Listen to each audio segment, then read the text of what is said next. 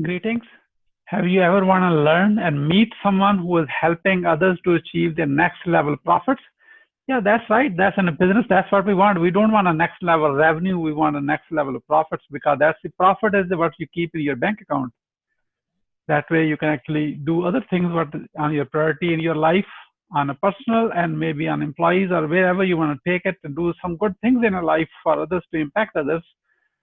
In case you don't know me, my name is Mohammed Siddique. I am the host of a growth hacking show from Atlanta, Georgia. In this episode, I have a founder, CEO, business coach who is helping other businesses to achieve their next level growth and profit.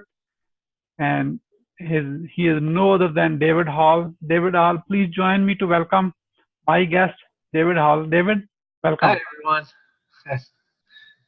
David, let me start with this. Where were you? What happened? Who you are surrounded with that inspired you to help others to achieve their next level profits? Sure. So, Mohammed, I actually grew up in extreme poverty, and we were homeless for a while. We moved around from different houses to different houses, and so for me as a child, I really had two choices. I was driven to either live in poverty or make change in my life, and so when I got to be 8 years old, I started seeing other kids that had things, and I thought, well, I would love to have things too. And so it built a drive into me to be able to do things, to be able to have things, and also to be able to help other people have those things. I've been fortunate enough over the years and successful enough over the years that I've had some wonderful mentors like Tony Robbins and John Maxwell, who's a personal friend and a mentor of mine as well. These people have all spoken into my life and just helped bring my thinking to that next level in business and in life in general. So the idea of starting out from extreme poverty and then growing into a multiple business owner today has really only been possible through the people that I've surrounded myself with throughout my life. Wonderful. Wow. Thank you so much. That's a complete transformation from being a homeless to helping others to actually so that no one into that situation. That's a great. Oh my God. Absolutely. I tell people there's no excuses, right? No If I can do excuses. it, you can too. Yes, definitely, David. So we have a lot to learn from you. So I need to keep going, be a selfish so I can grab the maximum from your experience. That moves me to ask you this question. What are your top 3 success secrets based on your experience to grow someone's business? Top 3 success secrets. Top 3 success secrets. The first thing I would say is that idea of what I just mentioned, the inner circle. John says your success is defined by those that are closest to you, and I found that to be accurate for many, many years. If I focus on putting people in my circle of friends who are better than me at things, who know more than me at things, and focus on building myself through that, then I'm not limited. My potential is unlimited in that sense. And so people have that tendency to either bring you up or pull you down. And I focus on building relationships with people always that bring me up, not pull me down. The second thing I would say is just this idea of how you differentiate, right? The average really is everybody being the same. And I see it so much in business today. I see it in marketing and in coaching and all that everybody focuses on being like everyone else. And that by definition is average. So at what point do you focus on being different? How do you differentiate yourself from competition in business, in leadership, even in your family? What things are you doing differently from everyone else so you can excel and be above and beyond average? The third thing I would say with that is a concept I learned many, many years ago. I learned it as a child called lagniappe.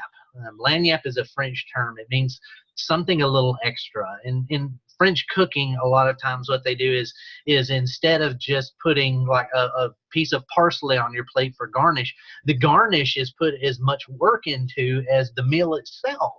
And it's that idea of something a little extra. So one of the things that I've found in success and all of the successful people that I've worked with over the years is go the extra mile, do something extra, do more than what you're being paid for, and eventually you'll be paid more for what you do.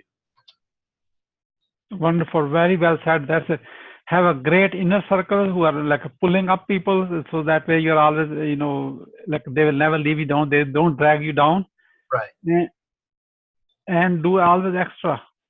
Do a little bit extra. Little bit. Have a great inner circle and always do extra. And be different. So why someone should actually work with you. So once you focus on these three principles, your success will kind of follow you. Is that right? That's right. So besides having the success secrets, we all do some mistakes which kind of pulls us down. So what are the top 3 missteps people should avoid? They should not do it in order to grow their business.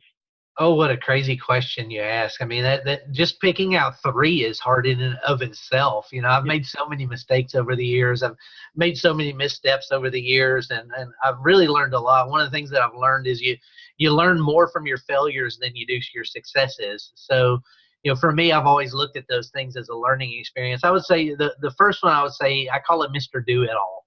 And it's something that I see on a regular basis. It's something my staff sees on a regular basis, is the person who's trying to do everything themselves instead of delegating and ensuring that other people have responsibilities in it. And it's not possible to do it all yourself. So if you don't have staff to do things or other people to help you out do things, then you realistically can outsource a lot of things. I know, I talked to some of my staff about those types of things as well. I mean, we have maids that come in and clean my house because it doesn't pay me to do that. I can do better things with my time.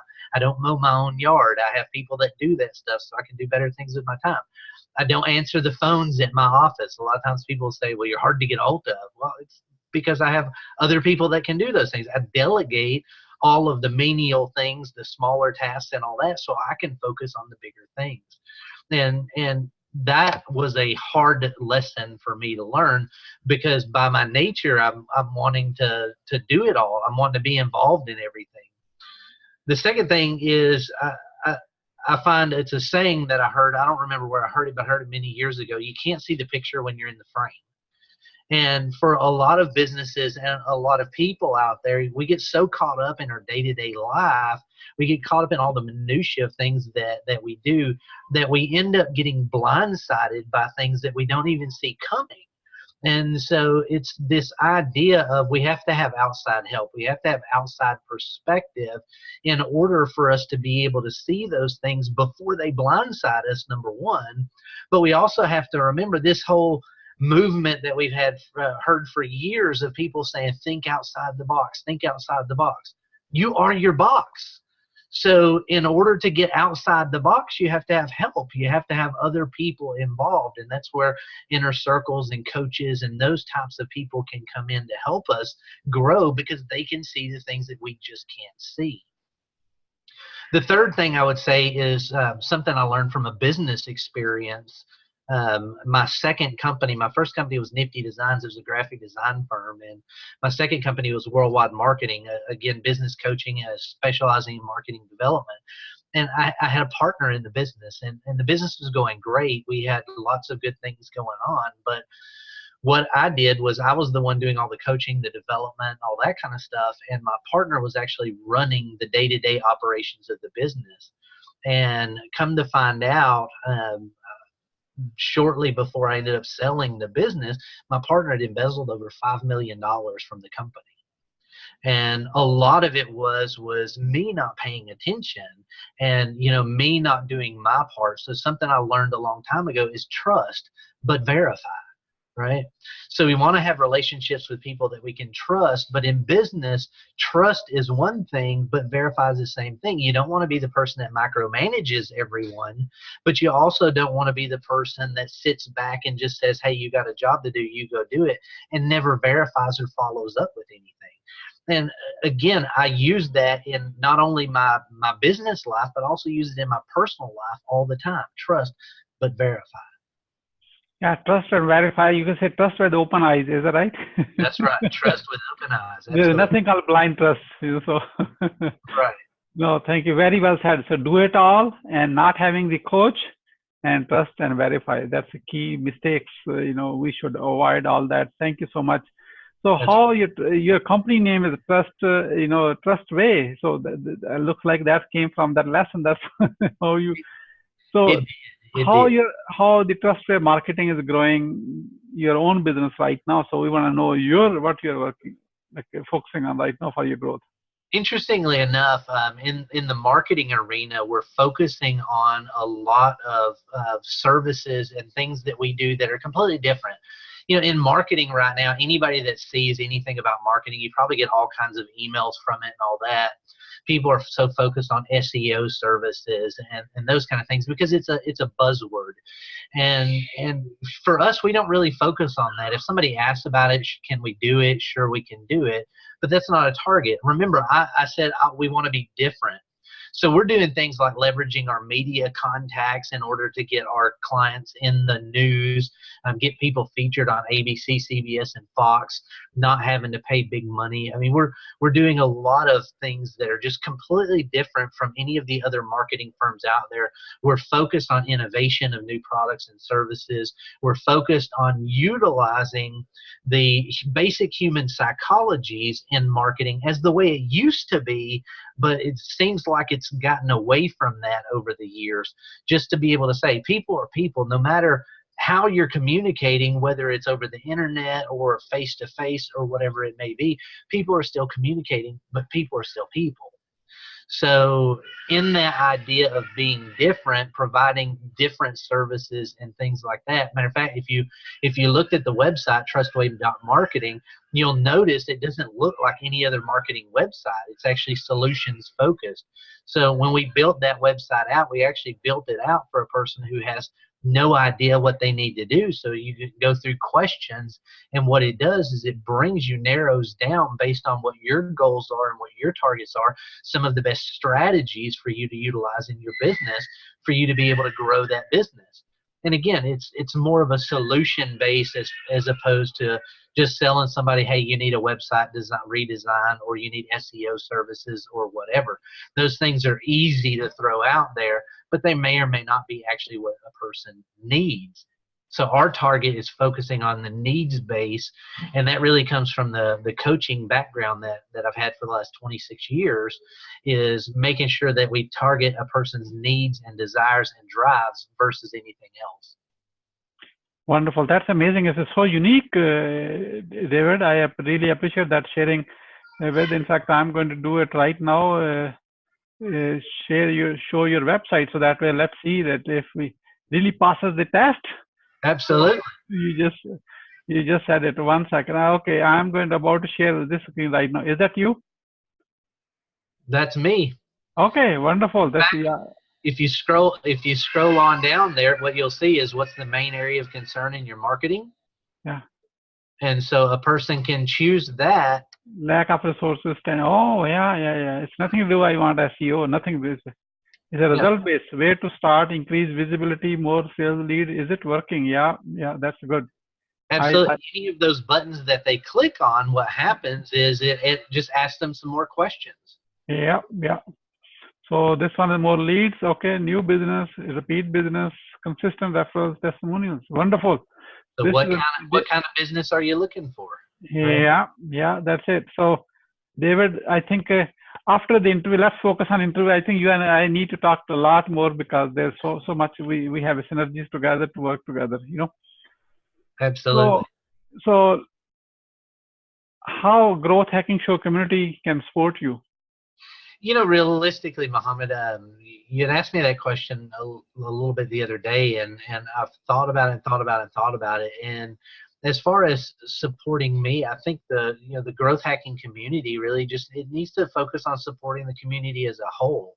We have a lot to learn about each other. We've got a lot of things to do, and the idea of for me, what drives me is the idea of being able to help other people and take care of other people, and what can we do to help people be more successful? Because there are so many people. I mean, even in my studies, what I find is that a lot of people that have a fear of failure recognize that, but there are also as many, if not more, people out there that have a fear of success. And so, the growth hacking community, you just keep doing what you're doing to show people that people can be successful. It doesn't matter where you came from. It doesn't matter where you started in life, because that's your starting point. That's not your finish line.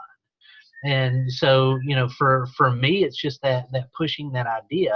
As I mentioned before, be different. Don't do things the way everybody else does them. Focus on growing that group of inner circle. And for the growth hacking community, I mean, I'm excited to have met you and build that relationship even more, and even within the community itself, to help others and be of value in any way that I can. Thank you so much. Thank you. So, David, as you know, the business is kind of roller coaster. Sometimes it's up and sometimes it's down and way down, So Yes. when you are in your business cycle, you're kind of feeling down at that time, what keeps you going? How you recover from that? To me, it's the idea of servanthood. Servant leadership. There are business cycles, economic cycles, that kind of stuff. I mean, there's always going to be business ups and downs. There's going to be all of that. And one of the things I learned a long time ago is build my business in such a way so that, when business is up, everything is great. But even if business is down, I'm really more focused on just making sure that I take care of people. One of the very first quotes, Muhammad, that I ever learned, and I can remember, I was 8 years old. Zig Ziglar said, "You can have everything in life you want if you just help enough other people get what they want." And for me, that's what drives me every single day. It's making sure that my staff and their families are taken care of, making sure that our clients and their families are taken care of, doing everything within my power to help those people, and every day learn something new. And so for that, those things and remembering those things that realistically help me get through the frustrating times and the depressing times and all of the issues that tend to pop up in business. Wonderful. You mentioned Zig Ziglar once. In fact, I follow the same quote, one of the quote. So, it's really, yeah, you help enough number of people to get what they want, you will get what you want. Yes, and it's Yeah. very true. Very true. It's very, very powerful. That's a foundation of our, how we think and how we do it. David, as we are about to wrap up, what would you say as a final word? I would say, as a final word, just remember this. I feel like we're all put on this earth in order to be able to help others. Each of us has unique gifts. We have talents and abilities. We have strengths that can help someone else. And if all you do is nothing but every single day wake up, think to yourself one thought: what can I do today for somebody who can't do something back for me? And if you live your life that way and focus on that, you'll attract the people to you that can help you back, and you'll make an impact. Because to me, life is more about significance, less about success. Significance is that lasting impact that I make when I'm going to be gone one of these days, and how many lives have I touched during the process. So beautiful and wonderful. Thank you so much, David Hall, for sharing your wisdom with us today on the behalf of a Growth Hacking Show community and our entire team. We really appreciate you. This is Mohammed Siddique signing off from Atlanta, Georgia, wishing you good luck, good sales, and I do have a path across again with another amazing guest. Until then, all best wishes. Thank you, Mohammed.